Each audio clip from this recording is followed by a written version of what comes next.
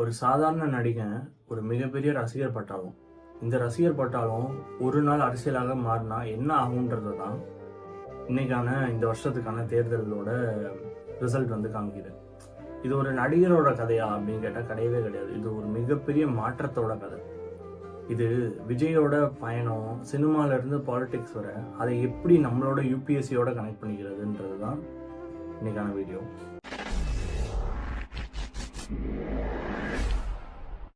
Struggle and criticism.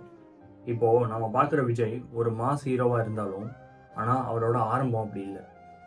Early ஃபிலிம்ஸில் mixed response இருந்துச்சு. Mostly சொல்லணும்னா ரொம்ப நெகட்டிவ் ரெஸ்பான்ஸ் தான் இருந்துச்சு.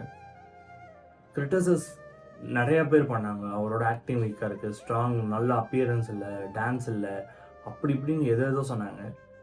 அப்புறம் நிறைய கம்பேரிசன்ஸ் இருந்துச்சு. இந்த ஸ்டார் இப்படி இருக்காரு, இவருன்னு எப்படி இருக்காரு, அப்படி இருக்காருன்னு சொல்லிட்டு. பட் ஒரு ஸ்டேஜில் அவங்க கெரியர் ஆல்மோஸ்ட் கொலாப்ஸ் அப்படின்ற மாதிரி சொன்னப்போ கூட அவர் ஒரே ஒரு விஷயத்த தான் பண்ணார். அதுக்கு அவர் ரியாக்ட் பண்ணல, குவிட் பண்ணல, இம்ப்ரூவ் பண்ணார். ஒவ்வொரு ஃப்ளாப்பையும் ஒரு ஃபீட்பேக் மாதிரி எடுத்துக்கிட்டாரு. இப்போது அதே மாதிரி தான் நம்மளோட யூபிஎஸ்சிலையும் ப்ரிலிம்ஸ் ஃபெயில் ஆனால் அது ஒரு முடிவு இல்லை, அது ஒரு feedback. Consistency builds mass. Success ஒரு நாளில் வருமா அப்படின்னு கேட்டால் டெஃபினட்டாக கிடையாது. அது இயர்ஸ் ஆஃப் கன்சிஸ்டன்சினால மட்டும்தான் வரும். லைக் இப்போது கில்லி மூவி எடுத்துக்கோங்க, துப்பாக்கி மூவி எடுத்துக்கோங்க, அதெல்லாம் அவரோட க்ரோத் ஃபேஸ். ஆடியன்ஸோட டைரெக்டாக கனெக்ட் ஆனார். மாஸ் டயலாகை கரெக்டாக எமோஷ்னலாக கனெக்ட் பண்ணி டெலிவர் பண்ணார். ஸோ மாஸ் பில்ட் பண்ணுறது ஈஸி இல்லை, அது ஒரு ரிப்பீட் கன்சிஸ்டன்சினால மட்டும்தான் வரும். டெய்லி ஸ்மால் இம்ப்ரூவ்மெண்ட் ஃப்யூச்சரில் ஒரு மேசிவ் ரிசல்ட்டுக்கான ஒரு விஷயம். இப்போது யூபிஎஸ்சியும் அப்படி தான். டெய்லி 8 to 10 hours படிக்கணும், ரிவிஷன் சைக்கிளை கரெக்டாக வச்சுக்கணும், டெஸ்ட் ப்ராக்டிஸ் பண்ணணும். ஒரு நாள் படித்தா ஐஏஎஸ் ஆக முடியாது, ஆனால் தினமும் படித்தா அதை யாருனாலையும் தடுக்க முடியாது. Influence before power. Vijay direct politics போகல, இன்ஸ்டண்ட்டாக அதுக்கு போல என்ன பண்ணார் அப்படின்னா ஃபேன்ஸ் கிளப்பை சோஷியல் ஒர்க்கரை மாற்றினாரு. நிறைய பிளட் டொனேஷன் கேம்ப்ஸ் கிரியேட் பண்ணி நிறைய வெல்ஃபேர் ஆக்டிவிட்டிஸ் வச்சுக்கிட்டாரு. பவர் வாங்குறதுக்கு முன்னாடி இன்ஃப்ளூயன்ஸ் பில்ட் பண்ணாரு. அதே மாதிரி தான் யூபிஎஸ்சியில் அத்தாரிட்டிக்கு முன்னாடி கிரெடிட்டபிலிட்டி பில்ட் பண்ணணும். Like NCERT clarity, standard books and answer writing, political entry. 2024 ஒரு டர்னிங் பாயிண்ட். தமிழக வெற்றி கழகம் ஆரம்பிக்கப்படுது. பல வருடங்களாக பில்ட் பண்ணின இன்ஃப்ளூயன்ஸை அந்த ஒரு டிசிஷனில் பாலிடிக்ஸாக மாறுது. இப்போது இந்த பாலிடிக்ஸோட இந்த பார்ட்டி ஏன் இப்போ ஒர்க் அவுட் ஆச்சு அப்படின்னா, strong fan base, youth trust. அவங்க நம்பினாங்க முழுமையாக விஜய் அவர்களை. ஏன்னா நம்ம அண்ணன், நம்ம மாமா, நம்ம தம்பி, நம்ம பையன் அப்படின்னு சொல்லிட்டு டைரக்டாக கனெக்ட் ஆனார் ஒவ்வொரு வீட்டுக்குள்ளேயும். அவர் சொன்ன மாதிரி டைமிங் சரியில்லைன்னா டேலண்ட் கூட வேலைக்கு ஆகாது.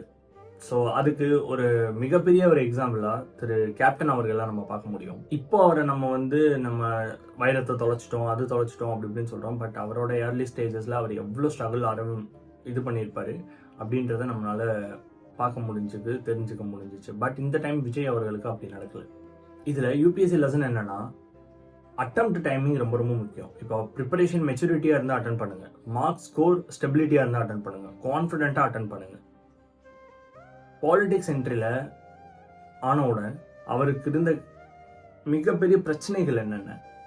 கிரிட்டிசைஸ் அட்டாக் பண்ணாங்க, மீடியா ப்ரெஷர், பப்ளிக் எக்ஸ்பெக்டேஷன்ஸ் இருந்துச்சு.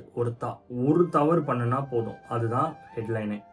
பட் விஜய் இதை எப்படி அப்ரோச் பண்ணாரு? காம், கண்ட்ரோல், ஸ்டெப் பை ஸ்டெப்பாக. ஸோ அதே மாதிரி யூபிஎஸ்சிலையும் ப்ரெஷர் ஹேண்டில் பண்ணுறது தான் மிகப்பெரிய success. Exam hall anxiety, result fear, comparison. Com mind is equal to clear answers. Strategy over emotion. இதில் நிறைய பேர் என்ன பண்ணுறாங்க அப்படின்னா, தினமும் ஒரு புதிய ஸ்ட்ராட்டஜி, புதிய புக், புதிய யூடியூப் சேனல்.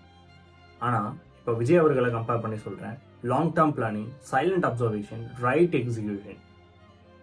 இதே மாதிரி stick to one plan, limited சோர்ஸஸை படிங்க, மல்டிபிள் ரிவிஷன் வச்சுக்கோங்க, பிஒய்க்யூ அனாலிசிஸ் கண்டிப்பாக வச்சுக்கோங்க. கன்ஃபியூஷன் தான் மிகப்பெரிய எனிமி. விஜயோட மைண்ட் செட் ஃபார்முலா என்ன? இந்த ஜேர்னில இருந்து நாம என்ன கற்றுக்கலாம்? கன்சிஸ்டன்சி டேலண்ட்டை விட ரொம்ப பெருசு, பேஷன்ஸ் ப்ரெஷரை விட ரொம்ப பெருசு, ஸ்ட்ராட்டஜி எமோஷனை விட ரொம்ப பெருசு, டிசிப்ளின் மோட்டிவேஷனோட ரொம்ப ரொம்ப பெருசு. மோட்டிவேஷன் வந்து போகும், ஆனால் டிசிப்ளின் தான் எப்பயுமே ஸ்டே ஆகும். சினிமாவில் மாஸ் பில்ட் பண்ணின இயர்ஸ் எடுத்துக்கிட்டாரு. பாலிடிக்ஸில் என்ட்ரி செய்ய ரைட் டைமுக்காக காத்திருந்தாரு. யூபிஎஸ்சியும் அதே மாதிரி தான். ஒரு நாள் படித்தா சேஞ்ச் வராது, ஆனால் தினமும் படித்தா வாழ்க்கையே மாறும். நீங்கள் இன்னைக்கு 1 மணி நேரம் படிக்க போகிறீங்களா, இல்லை இன்னொரு 1 வருஷம் கழிச்சு அன்னைக்கு நம்ம படிச்சிருக்கலாம்னு ஃபீல் பண்ண போகிறீங்களா?